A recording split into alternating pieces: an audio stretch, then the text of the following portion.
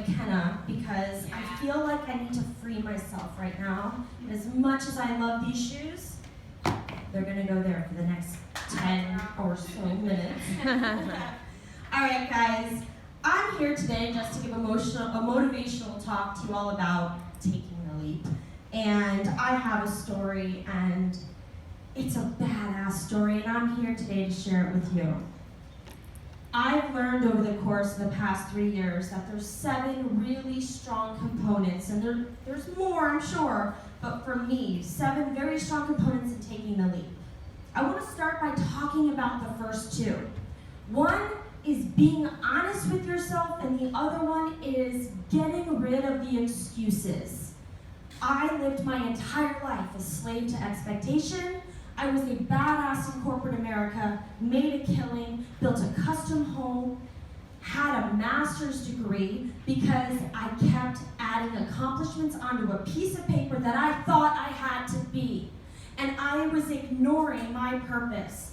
It was like I was craving broccoli and only feeding myself sugar. I was not honest with the fact that I was not happy, because all day long you'd see me walking around like this with jazz hands, and if you do jazz hands, that means you're happy, right? No. I went home every night, and I was drained, and it got to the point where I was going to my job, going, I'm going to be awesome today. By the end of the day, I'm like, well, I did not do anything. So I decided to take acting classes. Why? I said to myself, because it would help me sell better. Bull fucking shit, excuse my French. I wanted to act, but I wouldn't be honest with myself.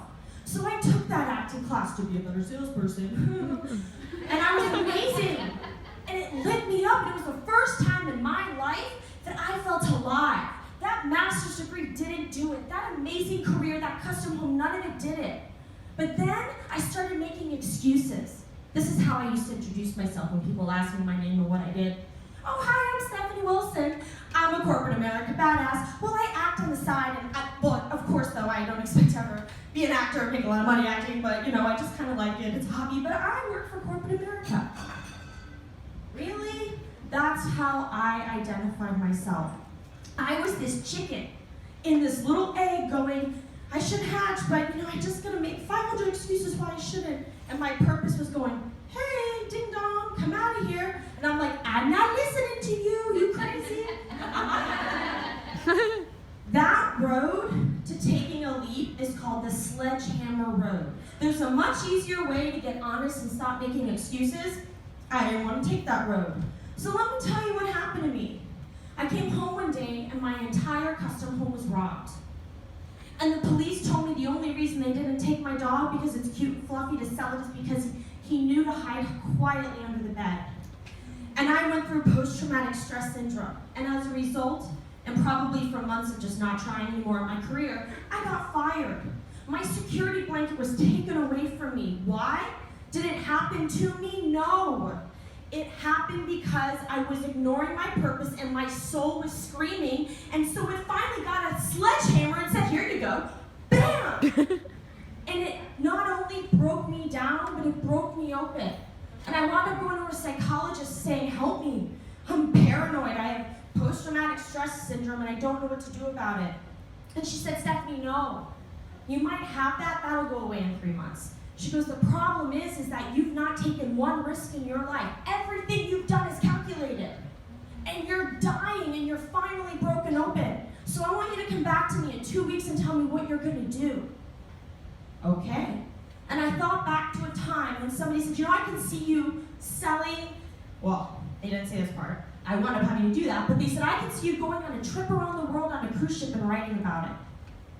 And it just came back like a memory. I said, you know what, that's it. That's what I'm going to do. And I'm going to sell my stuff and I'm going to go on this trip around the world. And so I started putting that into action. What did I need to do that? I had to sell my house. All my investments went into my house. So I listed my house for sale. And I walked around as if it was going to sell, it was going to happen. And what happened in November when I had to leave in January to go around the world for 4 months on a cruise ship? The sale fell through. And then all of a sudden, I was 30 days out. And people started telling me, Stephanie, you're crazy. Go back to your job. You're not going to go onto this cruise ship. And never once did that infiltrate my body. I said, no, I'm going to do this. Because there's a difference between acting as if and walking around as if, but then deep down going, oh, I don't know if I'm really doing this. I'm trying to act confident, but no. My friends started calling me dishonest. Stephanie, your house isn't going to sell. Your house isn't going to sell. You need to be realistic. What did I do? I planned my going away party the night before. I had to get in a car and drive to this ship. Not once thinking anything otherwise, and I partied my little face off. The next morning, I zipped up my suitcase and I was going to get into a rental car and drive to a ship that I could not pay for. And I got a phone call. My house sold that day. Let me tell you something. I used to race mountain bikes. And I was taught if you look at the tree, you will crash into the tree. No matter how narrow that path gets, you do not look at the trees, you look straight forward. I don't think that path I was on could have gotten any more narrow. And I've climbed Mount Fuji, and I've done a lot of things, but nothing equates to feeling the way I felt that day. You want to know why? Because for the first time ever, I ripped off my fucking shirt and I showed the world my cape. Oh, yes, honey. Yeah!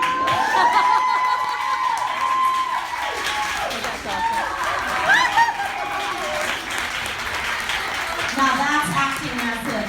And there's never been a day in my life that I felt so powerful and so capable. So then I was deciding, I'm going to go on this trip around the world, blog about it, become famous. People are going to want me to be on Dancing with the Stars. And while I did manifest that in a different way, another thing you have to remember is you have to lose sight of the shore. But that's not necessarily a physical thing. It's a mental thing. Because I was so tied to blogging and to being something and everybody watching me, that when I got on the ship and realized I really couldn't connect to my website because the internet wasn't that strong, I had to readjust and realize that there was a different shore, and it was all about self-love and self-discovery. And that's something that I'm so grateful that I learned very quickly, because being on that cruise was exactly what I needed to disconnect from every negative person in my life and learn to love myself. And I did. But then I came home and eat, pray, love. I'm thinking, the guy's going to be at the end of this trip. There's going to be fireworks and $1 million. And I came home to eat, pray, WTF. I was like, what do I do? So, of course, I'm an agent, very well-trained doctor. So, Wendy's coaching me, and I'm sitting on the couch eating popcorn, watching Pride and Prejudice for the 60th time, because it's my favorite movie, waiting for the audition, waiting for the phone calls. I did not take action. Everybody in this room, every day, can take action, because as Liz Gilbert said, it's not about the distance from your soul to success or to failure, but the distance it is from home that disturbs it the most. You don't have to do something every day that you love with the weight of whether or not it's going to be a success or a failure. You have to do it every day. So I looked at my vision board and I see Amy Poehler and Tina Fey all over it, because I look just like the two of them. I'm like the missing link to the theory of, are they related? They need to know who I am. So I am creating a sad new media series myself about the half-sister from the movie that they just created. And I'm going to make sure that those two people know who I am, because I'm going to take action. But I'll tell you something. The next step, grow.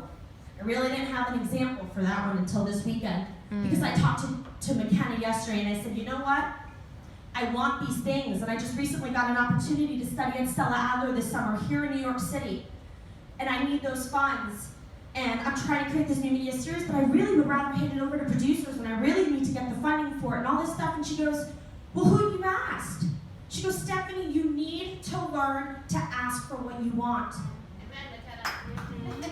And that's about growing, because you are never alone, and there's always knowledge at your fingertips and people meant to cross your path that know what they're talking about, and listen to them. So I'm going to stand here right now for the first time ever. I am asking for the funding. I am asking for the producers. I am asking for the sponsors so I can study this summer. And I want the universe to hear it. I want every ear in this room to hear it, because it's never too late to grow and change at any part of your course. And lastly, and I'm sure I'm at like 35 minutes. So. You have to believe in yourself. And I'm going to leave you with this one saying. And I don't like this saying, so I'm going to bastardize it. Leap and the net will appear. No, no, no, no.